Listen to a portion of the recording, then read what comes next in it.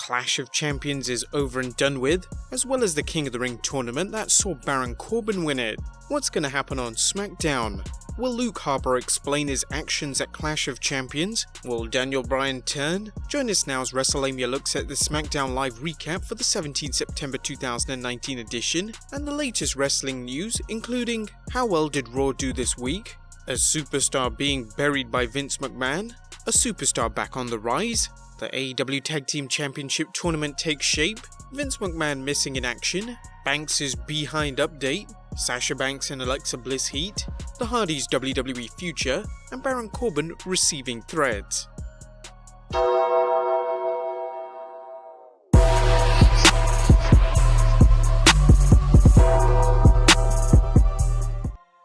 Let's get straight into the recap as SmackDown Live is coming to you from Atlanta, Georgia with Byron Saxton, Tom Phillips and Corey Graves calling the matches. The show opens with the New Day versus The Revival and Randy Orton. This match belongs to the New Day as Kofi hits the Trouble in Paradise on Scott Dawson and pins him. However, Brock Lesnar's music plays as the Beast Incarnate and Paul Heyman show up. Kofi has his New Day teammates leave, and Heyman tells Kofi Brock's authorized him to challenge him to a WWE Championship match at the 4th October episode of SmackDown. Kofi accepts. Is it time for a handshake? Nope, it's time for an F5. There's a video recap of Roman Reigns and Rowan's Clash of Champions match where Luke Harper showed up to aid his brother in bludgeoning. Michael Cole then interviews Rowan, and Rowan tells Cole he shattered the illusions of Reigns' dominance and tells Cole no one, including Daniel Bryan, will ever disrespect him. Still wearing a neck brace, Sami Zayn demands respect, then discusses Ali beating Shinsuke Nakamura. Zayn says Ali had the match of a lifetime when he beat Nakamura and respects Ali's skills, but points out he's not cut out to be champion. But when Zayn distracts Ali, the King of Strong Style hits the Kinshasa, laying him out. Kevin Owens is seen taking a seat amongst the fans as he's been fired. Shane McMahon enters the ring, flanked by security. He calls Kevin Owens into the ring, informing the fans he's been served with a $25 million wrongful termination lawsuit by Kevin Owens. Shane dismisses Owens and warns him not to sue. Owens points out Shane's abuse of power, and how Shane O'Mac fined him for hitting an official, then Shane hitting Owens when he was an official. Owens continues calling out McMahon for his hypocrisy and vows to win the suit, return to SmackDown and fire Shane O'Mac. And after that, we get Charlotte Flair versus Sasha Banks, who's with Bayley. Bayley tries to help out the boss, but the referee keeps a close eye on her. Charlotte locks in the figure 4 leg lock on Banks as Bayley runs in to break it up, leading to a disqualification. It's a 2-on-1 attack as the Boss and Hug Connection mug Flair. However, Carmella runs in for the save. Next up, it's time for Baron Corbin's King of the Ring coronation, and King Corbin is crowned and given his royal robe and scepter. He tells the fans he deserves their respect, but he'll rule with an iron fist if he doesn't get it. Corbin calls out his opponent Chad Gable and mocks him, saying Gable came up short. Gable attacks Corbin, destroying Corbin's royal robe, blasting him with the scepter and crushing the crown. Next up, tag team action as Heavy Machinery take on the B team, and to no one's surprise, Heavy Machinery win this one with Bo Dallas counting the lights. In the end, Daniel Bryan comes out to address Rowan attacking him. Bryan says he treated Rowan as an equal, and more importantly, as a friend. Eric Rowan comes out, and Bryan tells Rowan he can't hurt him any more than he's done by destroying their friendship. Luke Harper then ambushes Bryan and the Bludgeon Brothers lay in.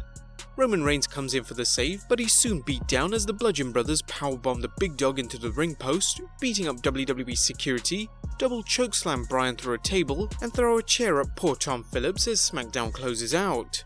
But that was a quick recap. What about the good, the bad, and the downright ugly? Let's start off with the good, as number 1, a strong start. The WWE started things off strong, not only with the New Day versus The Revival and Orton match, but the surprise return of Brock Lesnar.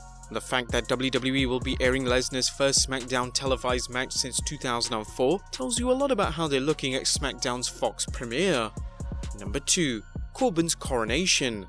As noted in our Clash of Champions Hidden Messages videos, Baron Corbin seems to be winning fans over as a heel, and his reign as King of the Ring looks to be helping things. Corbin's speech was a classic cocky heel rant, and hopefully it's just the beginning of Corbin's rehabilitation. And number 3, a strong finish. SmackDown was certainly uneven, but the show started off strong and ended strong. The Bludgeon Brothers feeding their appetite for destruction was spectacular. Now if only they could make the middle interesting. That was the good. What about the bad? As number 1, meh middle.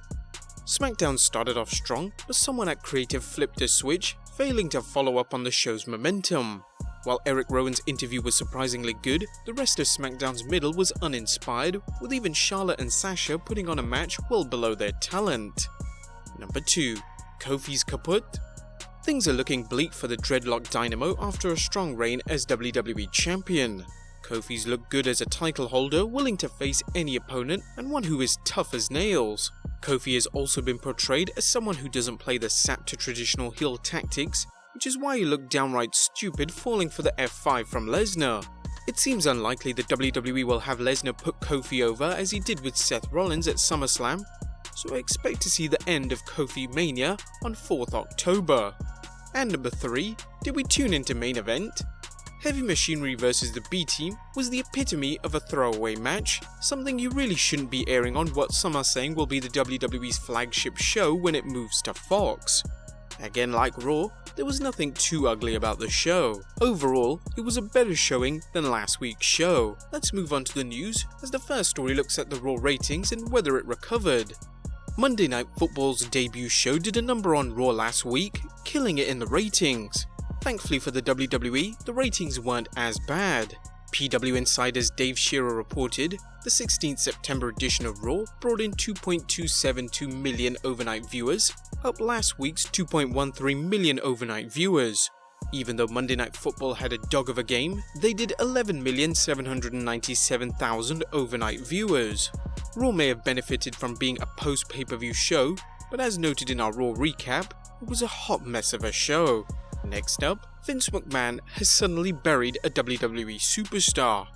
Rumour had it that Raw Executive Director Paul Heyman was big on Cedric Alexander, hence his recent push. However, Alexander's semi-squash lost to AJ Styles at Clash of Champions, and on the 16th September edition of Monday Night Raw, it suggested he might be taking a slow rise to the top. Sadly, it looks even worse, with Dave Meltzer commenting on Wrestling Observer Radio. I was told last night that Vince McMahon wants to bury him. I don't know why he'd want to do that. We're not sure either. Why would you take a talent that's been working his ass off and rising, and then just all of a sudden bury him? 0 sense. But whilst the sun may be setting on Cedric Alexander, one superstar sees it rising. As we've seen over the last few weeks, the WWE has been pushing Dolph Ziggler and Robert Roode as a tag team, culminating in their Raw Tag Team Championship win.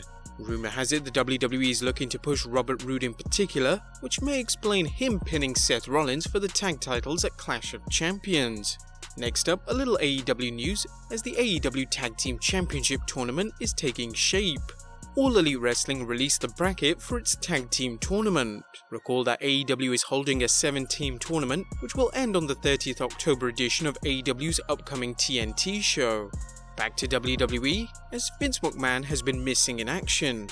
Vinnie Mac was absent from last night's Raw and apparently last night's SmackDown. According to one report, McMahon's duties will be split across Bruce Pritchard, Michael Hayes, Ed Koskey, and Eric Bischoff. Our next story looks at Banks' Behind update, as whilst we haven't heard any updates on the fan who appeared to try and grab Sasha Banks' behind at Clash of Champions, Brad Shepard tweeted, according to a source in WWE, the company is investigating the situation involving the fan and Sasha Banks and will likely issue a lifetime ban to any fan involved. But whilst we're on the subject of Sasha Banks, is there some heat between her and Alexa Bliss? You might recall Bliss blocked Banks on Twitter, and a fan posted a clip from Raw's Bliss/Cross vs Banks and Bayley match, where Banks looks to have thrown a stiff kick at Little Miss Bliss. Nia Hands of Stone Jax even retweeted the fan post, containing a video clip of the incident. Next up, the Hardys' WWE future. Matt and Jeff Hardy have been absent from the WWE for some time, with brother Nero still recuperating from knee surgery, and Matt Hardy laying low from WWE television. For those wondering when the Hardys' contract will be up, Fightful.com's Sean Ross Sapp reported, earlier this year, WWE opted to roll over Matt and Jeff Hardy's contract for another year into 2020. However, we're told that this decision to add We're told that this decision to add time to Jeff's contract came after that. As things stand, Matt's contract is up in early March. If he's injured or sidelined ahead of that, WWE has the ability to extend his stay. As Sapp noted, the WWE wants to keep Jeff and Matt from working together in another promotion for as long as possible, well aware of the team's values. And our last story for today, Baron Corbin receiving threats. The Lone Wolf is one of the most polarizing WWE superstars on the roster today. Just recently he got a massive push for his career as he defeated Chad Gable on Monday Night Raw to become King of the Ring. Whether you think Corbin deserved his place on the throne is a discussion for another day, but some fans have taken his heelish actions to a new level, going so far as to sending him threats. The heat isn't however in connection to his recent win, or when he delivered the end of days to Raw Women's Champion Becky Lynch at Extreme Rules. Speaking to Not Sam Wrestling, Corbin revealed, "I was curious about the reaction. It was one of the craziest reactions that I ever heard. When you stand behind her and I'm getting up behind her, and when I snatch her and the fans are yelling, it's almost quiet for a second. They couldn't believe I had done it. They popped and then booed. It was the most confusing and greatest reaction of just pure, natural excitement and hatred. I even had to give some stuff to our social media team because I received threats after that. It was insane. People went way overboard, but people were like, I'm coming to Raw to you. It was crazy. I can't remember, but I called Seth Rollins a piece of or something. I don't know what it was, but I was so excited when I did that, and the reaction was so unreal and loud that I turned around and I was mad, and whatever I was feeling, it came out, and it was so funny because it was totally natural. But I had to click back into the zone. It was a surreal moment that I will remember forever. It really is crazy to think a character can bring out such hatred from fans, even in this post-kayfabe era."